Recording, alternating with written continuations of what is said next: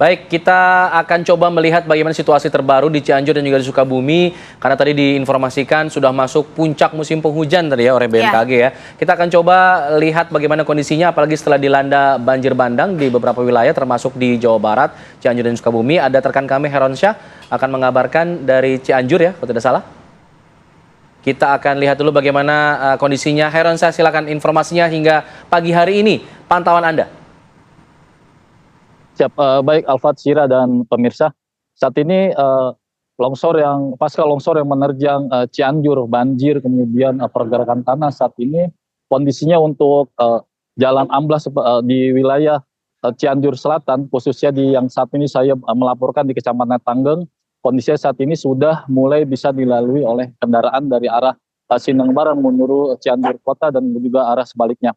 Kemudian juga namun diberlakukan buka tutup karena nantinya pihak PUPR provinsi juga masih mengerjakan proses pengerjaan jalan amblas ini. Sedangkan longsor sendiri begitu juga sudah mulai bisa dilalui oleh kendaraan roda 2 maupun roda 4. Dan Alfred dan Sira serta pemirsa, pergerakan tanah di Cianjur sendiri masih terus terjadi, dan di Kecamatan Tanggeng ini, di tempat saya melaporkan, ada sejumlah rumah yang kemarin rusak berat akibat pergerakan tanah. Dan kemudian juga di Agrabinta yang memang sebelumnya terjadi banjir melanda 2 desa, dan kemudian saat ini sudah surut, namun pergerakan tanah terjadi di 30 rumah di Kecamatan Agrabinta. Selain itu juga di Kecamatan Kadupandak dan Sejati, saat ini kondisinya juga sama, pergerakan tanah juga terjadi di sejumlah desa dan mengakibatkan dampak dari sejumlah rumah warga itu mulai mengalami retak. Dan kemudian juga di Kecamatan Kadupandak ini masih terjadi longsor dan jalan yang amblas, dan saat ini kondisi warga juga masih kekurangan. Sempat malam tadi kami mengonfirmasi dengan Kapolsek Kadupandak AKP Deden Hermansyah bahwa kondisi di Kecamatan Kadupandak ini warga mulai terisolir karena jalan masih terputus dan kemudian tertutup longsor. Dan yang dibutuhkan saat ini di Kecamatan Kadupandak ini adalah air yang bersih, kemudian juga stok BBM. Karena semua pasokan kebutuhan di Kecamatan Kadupandak ini sudah mulai berkurang. Alfat dan Sira, demikian yang saya laporkan. ya, apakah ada imbauan juga dari pemerintah setempat untuk warga-warga yang juga rumahnya ini perlu diwaspadai untuk segera menghindar atau tetap berada di pengungsian? Karena sebagian tadi Heron Syah bilang sudah pulang ke rumah masing-masing ya. Ya, Sira, setelah kejadian kemarin khusus longsor kemudian banjir, pihak pemerintah setempat Pemda Cianjur sudah membuat posko-posko di tempat yang memang sudah aman, seperti di aula desa, kemudian di aula kecamatan, di kantor Koramil dan Polsek itu sudah disiapkan bagi warga yang nantinya memang ketika banjir atau longsor itu terjadi atau pergerakan tanah itu terjadi, warga sudah bisa berada di tempat pengungsian yang sudah disiapkan pihak Pemda Cianjur. Sir. Oke, Aaron, selain longsor memang ada pergeseran tanah atau pergerakan tanah di sana yang sepertinya tidak biasa begitu kalau kita lihat. Nah, saya lihat di belakang Anda seperti ada bagian atau ruas-ruas jalan yang juga retak-retak, sudah mulai bergerak tanahnya. Mungkin Anda bisa arahkan kamera Anda, Heron, untuk memperlihatkan kepada kami pemirsa di rumah seperti apa kondisinya sih, kalau Anda bisa gambarkan secara langsung. Silakan.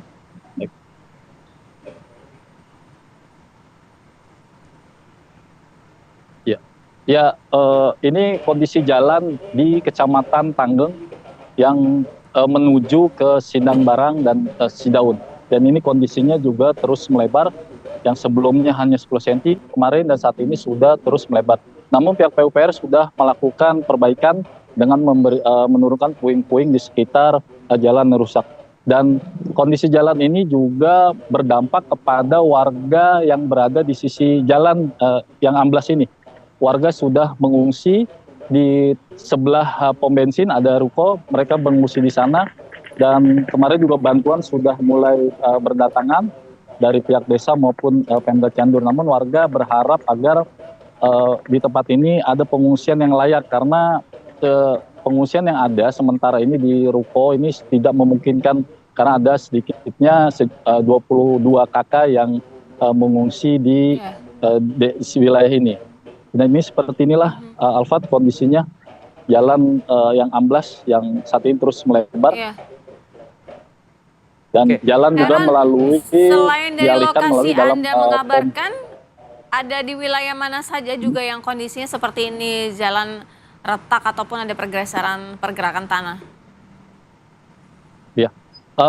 Dari kemarin saya melintasi jalan retak ini terjadi di sepanjang jalan Kecamatan Tanggeng yang retak ini, dan ini hanya berada di sini. Kemudian juga ada di sejumlah jalan di Kecamatan Kadupandak, di Kampung Pasir Ipis, dan juga di wilayah Kecamatan Sejati Sirah.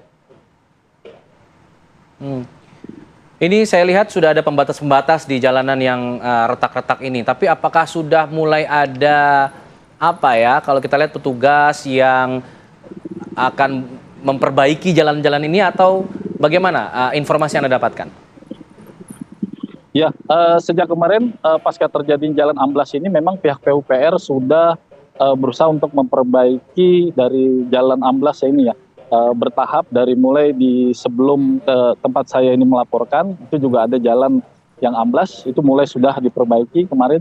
Dan nantinya juga hari ini juga akan juga di tempat saya ini melaporkan juga jalan amblas ini juga mulai diperbaiki, karena bisa terlihat di sana ada puing-puing batu yang sudah disiapkan dari pihak PUPR untuk memperbaiki jalan amblas ini. Alfat. Ya, Aaron, tadi kan apa yang sebelumnya disampaikan juga oleh Deputi Bidang Meteorologi BMKG, Bapak Guswanto, bahwa sebenarnya cuaca ekstrim ini ada peringatan juga dari BMKG. Nah, artinya dari pemerintah setempat itu juga memberikan peringatan tidak kepada warga di Cianjur? Ya, sebelum terjadinya bencana ini di Cianjur sendiri, pihak Pemkab Cianjur melalui BPBD ini sudah melakukan sosialisasi, kemudian antisipasi ke sejumlah wilayah yang memang akan terdampak dari bencana ini, dan terutama di wilayah Cianjur Selatan. Pihak BPBD sudah melakukan sosialisasi dengan adanya tim retana di setiap desa untuk melakukan sosialisasi ke tiap warga. Dan antisipasi itu sudah dilakukan, dan seperti posko pengungsian juga saat ini sudah disiapkan di tempat-tempat yang memang baru terdampak bencana alam. Sirah. Baik, Aaron ditahan dulu laporannya, nanti kita akan coba update lagi. Anda mungkin nanti bisa sedikit berpindah ke daerah lain yang juga terdampak. Nanti kita juga sudah bergabung bersama kami, ada Pak Majmudin selaku korban banjir bandang yang terjadi di Sukabumi beberapa waktu lalu. Kita juga masih bersama Pak Guswanto dari BMKG, nanti akan memantau juga menanggapi mengenai apa yang terjadi di beberapa daerah tersebut. Usai jeda kami kembali tetap di sini di Apa Kabar Indonesia Pagi.